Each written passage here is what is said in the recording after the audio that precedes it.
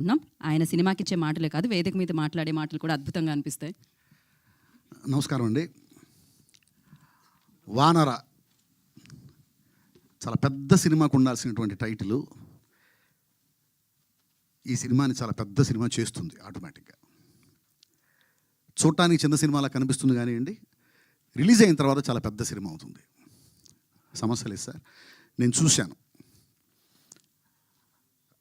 నిజంగా సినిమా అంటే విపరీతమైనటువంటి ప్యాషన్తో, పిచ్చితో ఏవైనా సరే సినిమా చేయాలి, వాళ్ళలో ఉండే ఆలోచనలు మొత్తం ప్రేక్షకులకి చూపించాలి, మేమేంటో మమ్మల్ని మేము పరిచయం చేసుకోవాలి అనేటువంటి ఒక పిచ్చితో చేసినటువంటి సినిమా అండి ఇది. సో ఈ సినిమాకి పనిచేసినటువంటి ప్రతి ఒక్కళ్ళు కూడా ఒక రకంగా చెప్పాలంటే సీనియర్సు అని చెప్పేవాళ్ళు కూడా ఇన్స్పిరేషన్. వీళ్ళందరూ నాకు కూడా ఇన్స్పిరేషన్. ఈ సినిమాకి పనిచేసిన చాలామంది కంటే నేను కొంచెం సీనియర్నే.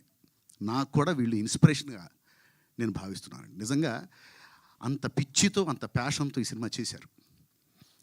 ఒక అద్భుతమైనటువంటి పాయింట్ చాలా మంచి పాయింట్. స్క్రీన్ ప్లే చాలా బాగుంది, క్యారెక్టరైజేషన్స్ బాగుంటాయి, అందరి పర్ఫార్మెన్స్ బాగుంది, చాలా బాగా చేశారు. ముఖ్యంగా శివాజీ రాజా గారండి, ఆయన చేసినటువంటి క్యారెక్టరు చాలా సంవత్సరాల తర్వాత మళ్ళీ నేను చాలా తృప్తిగా శివాజీ రాజా గారి పర్ఫార్మెన్స్ ఈ సినిమాలో నేను చూశానండి. ఆ క్యారెక్టర్ అంత బాగా చేయగలిగిన వాళ్ళు చాలా తక్కువ మంది ఉంటారు, చాలా తక్కువ మంది ఉంటారు. అంత గొప్పగా ఆయన ఆ క్యారెక్టర్ చేశారు. శివాజీ రాజా గారి గురించి చెప్పాలంటే ముఖ్యంగా నేను నా స్ట్రగలింగ్ టైంలో, నేను స్ట్రగుల్ అవుతూ అవకాశాల కోసం తిరుగుతున్న టైంలో నాలో ఉన్న రైటర్ని గుర్తించి సంబరాల రాంబాబు అనేటువంటి సీరియల్కి నా చేత రాయించారండి శివాజీ రాజా గారు. ఆ సీరియల్కి నాకు మంచి పేరు వచ్చింది. చాలా ఇంపార్టెంట్ ఎపిసోడ్స్ అనేవి నా చేత రాయించేవారు, నాకు మంచి పేరు వచ్చింది. నేను సినిమా ఇండస్ట్రీకి రావటానికి నాకు దోహదపడినటువంటి వర్క్స్లో సంబరాల రాంబాబు కూడా ఒకటి. ఆ విషయంలో శివాజీ రాజా గారికి నేను లైఫ్ లాంగ్ నేను కృతజ్ఞతగా ఉంటానండి. అలాగే మనోజ్ గారి కాంబినేషన్లో నేను ఒక సినిమా చేయాల్సింది, అది ఎందుకు అది మిస్ అయింది. ఇంకో సినిమా కోసం నేను వెయిట్ చేస్తూ ఉన్నాను సార్. ఎందుకంటే ఒక డైలాగ్ రైటర్ కండి, ఒక అద్భుతంగా డైలాగ్ చెప్పేవాడు ఆర్టిస్టు, ఆ హీరో, డైలాగ్ చెప్పే హీరో కనిపిస్తే ఒక రకమైన పూనకం వచ్చేస్తుంది, రాయాలనిపిస్తుంది. ఇప్పుడు మోహన్ బాబు గారికి డైలాగ్ రాయటం అనేది అదృష్టం. ఎందుకంటే అది మామూలు డైలాగు, ఇంకో ఆర్టిస్ట్ చెప్తే ఇది మామూలు డైలాగు, నీ పేరేంటి అనే డైలాగ్ కూడా క్లాప్స్ పడేలాగా చెప్పగలిగినటువంటి మహానటుడు మోహన్ బాబు గారు. నీ పేరేంటి అనే డైలాగ్ ఏముందండి, అది చాలా మామూలు డైలాగ్ కదా, నీ పేరేంటి అనేది, దానికి కూడా క్లాప్స్ పడతాయా? మోహన్ బాబు గారు చెప్తే పడతాయి. దానికి ఉదాహరణగా నేను కొన్ని 100 డైలాగ్స్ చెప్పగలను. దానికోసం సపరేట్గా నాకు స్టేజ్ ఇస్తే కొన్ని 100 డైలాగులు మామూలుగా, అది ఏంటి ఈ డైలాగ్ కూడా క్లాప్స్ పడతాయా? మోహన్ బాబు గారు చెప్తే పడతాయని నిరూపించే డైలాగ్స్ అని చెప్పగలను. సో ఆ పరంపర నుంచి వచ్చి నాకు మనోజ్ గారి పక్కన నిలబడితే మోహన్ బాబు గారి పక్కన నిలబడినట్టే ఉంటుంది. సో మనోజ్ గారికి కూడా డైలాగ్ రాయాలి అనేటువంటిది ఎప్పటి నుంచో నా ఆశ, అది త్వరలో నెరవేరుతుందని నేను అనుకుంటున్నాను. అలాగే అవినాష్ గురించి చెప్పాలంటేనండి, ఇందాక నేను చెప్పాను కదా, పిచ్చి, ప్యాషన్. నేను ఆశ్చర్యపోయాను అతను కథ చెప్పేటప్పుడు. అతని కళ్ళల్లోకి చూస్తూ ఉంటే అందులోకి వెళ్ళిపోయి అన్ని క్యారెక్టర్స్ తానైపోయి, సరే అన్ని క్యారెక్టర్స్ తానైపోయి చెప్పేటువంటి నేరేటర్స్ని నేను చాలామందిని చూశానండి. ఆల్ టెక్నీషియన్స్ కూడా తానైపోయి నాకు కథ చెప్పాడు అతను. ఆల్ టెక్నీషియన్స్ కూడా తానే అయిపోయి నాకు కనిపించాడు. అతనిలోనే ఓ కెమెరామ్యాన్ కనిపించాడు, అతనిలో ఓ స్క్రీన్ ప్లే రైటర్ కనిపించాడు, అతనిలో డైలాగ్ రైటర్ కనిపించాడు, అతనిలో ఎడిటర్ కనిపించాడు. కథ చెబుతూ ఉంటే 24 క్రాఫ్ట్స్ అతని నేరేషన్లో నాకు కనిపించాయి. అది చాలా రేర్గా ఉంటుందండి అలాంటి. నేను అనుకుంటూ ఉంటాను, నేను మంచి నేరేటర్ని అనుకుంటూ ఉంటాను, నేను కథ చాలా బాగా చెప్తాను అనుకుంటూ ఉంటాను, బాగానే చెప్తాను. బట్ అవినాష్ కథ చెబుతున్నప్పుడు మాత్రం నేను షాక్ అయిపోయాను, ఆశ్చర్యపోయాను. అంత అద్భుతంగా అతను నేరేట్ చేశాడు. కథ చెప్పగానే చేసేయాలి సినిమాకి అనిపించింది. నిజంగా ఈ సినిమాకి అవినాష్ పడ్డ తపన అతను చేసిన తపస్సు, మీరందరూ కూడా మీడియా మిత్రులందరూ కూడా ఈ సినిమాని ఎంకరేజ్ చేయాలండి. అది సహజం. ఇప్పుడు అంటే నేను ఓపెన్గా మాట్లాడుతున్నాను. పెద్ద పెద్ద సినిమాల్లో కూడా లోపాలు ఉంటాయి. అస్సలు లోపాలు లేకుండా సినిమా అనేది బయటికి రాదు. అది చిన్న బడ్జెట్లో తీసిన సినిమా కావచ్చు, పెద్ద బడ్జెట్లో తీసిన సినిమా కావచ్చు. ఆ సినిమాకి 1000 కోట్లు ఖర్చు అయి ఉండొచ్చు, 1 కోటి రూపాయలను తీసి ఉండొచ్చు.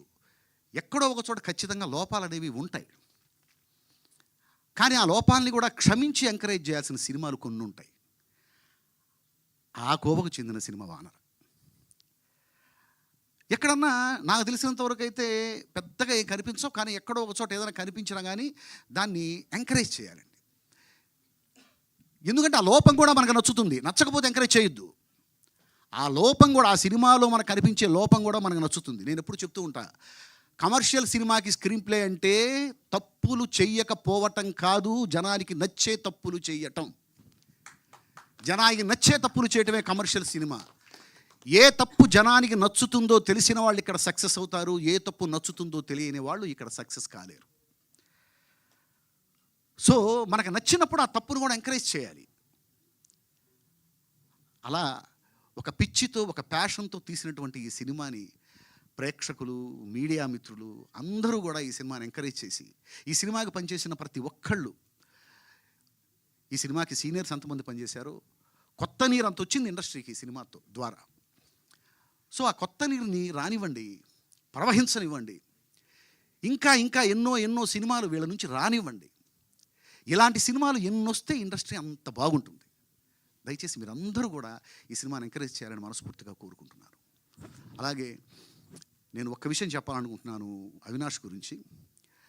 ఇందాక నన్ను పిలుస్తూ చెప్పారు ఈ సినిమాకి బ్యాక్ బోన్గా మీరున్నారు అని. యాక్చువల్గా నిజం చెప్తున్నానండి, నేను వాస్తవం చెప్పానంటే నేను ఈ సినిమాకి పనిచేశాను, ఈ సినిమా ద్వారా చాలా నేర్చుకున్నాను. ఇకపోతే బ్యాక్ బోన్లు, ఫ్రంట్ బోన్లు, సైడ్ బోన్లు అన్నీ కూడా అవినాషే. ప్రతి విషయంలో, ప్రతి దాంట్లో తానై, ప్రతి క్రాఫ్ట్లో కూడా అతను జీవించి ఈ సినిమా చేశాడు. ఈ సినిమాకి ప్రాణం పెట్టాడు. అతను ఎంత జీవించాడో ఈ సినిమాలో, ఎంత ప్రాణం పెట్టాడనడానికి నేనే ప్రత్యక్ష సాక్ష్యం. ఈ విషయంలో ముఖ్యంగా చెప్పుకోవాల్సింది అవినాష్ గారి ఫాదర్, వాళ్ళ నాన్నగారు హనుమంతరావు గారు. సహజంగానండి సినిమా బ్యాక్గ్రౌండ్ ఉన్నటువంటి ఫ్యామిలీస్లో కూడా నెక్స్ట్ జనరేషన్స్ మేము సినిమాల్లోనే బ్రతుకుతాము అంటే హీరోల వరకు ఎంకరేజ్ చేస్తారేమో. అందరు హీరోలు కూడా ఎంకరేజ్ చేస్తారని అనుకోను. చాలామంది ఎంకరేజ్ చేయరు. ఎందుకురా బాబు, నేనున్నాను కదా, నువ్వెందుకు, ఇంకో పని చూసుకోవచ్చు కదా అంటారు. అలాంటిది ఎలాంటి సినిమా బ్యాక్గ్రౌండ్ లేకపోయినా కూడా, సినిమాకి ఆయనకి సంబంధం లేకపోయినా కూడా, అంటే సినిమాకి ఆయనకి సంబంధం లేదంటే సినిమాకితో సంబంధం లేని వాళ్ళు ఎవరు ఉండరండి, సినిమాలు చూస్తూనే ఉంటారు అందరూ. కానీ సినిమాకి పని చేయకపోయినా కూడా కొడుకు వచ్చి, నాన్న నేను సినిమా వాడిని అవుతాను, సినిమా తీస్తాను, సినిమాకి పని చేస్తాను అనగానే ఓకే రైట్, నువ్వు చెయ్యి, నీ వెనక నేనున్నాను అని ఎంకరేజ్ చేసే ఫాదర్స్ ఎంతమంది ఉంటానండి. అలాంటి ఫాదర్ నిజంగా హనుమంతరావు గారికి నేను హ్యాట్స్ ఆఫ్ చెబుతున్నానండి. సో ఇంతమంది సినిమా ప్రేమికులు, సినిమా పిచ్చివాళ్ళు కలిసి చేసినటువంటి ఈ సినిమా సూపర్ హిట్ అవ్వాలి. ఈ సినిమాకి పనిచేసిన ప్రతి ఒక్కళ్ళు ఇంకా మళ్ళీ మళ్ళీ సినిమాలు చేస్తూ ఉండాలి. ఈ సినిమా అందరి ఆదరాభిమానాలు పొందాలని మనస్ఫూర్తిగా కోరుకుంటూ ఈ అవకాశం నాకు ఇచ్చినందుకు thank you very much. Thank you sir, thank you so much. And DOP Sujatha Siddharth గారిని మాట్లాడాల్సిందిగా కోరుకుంటున్నాం.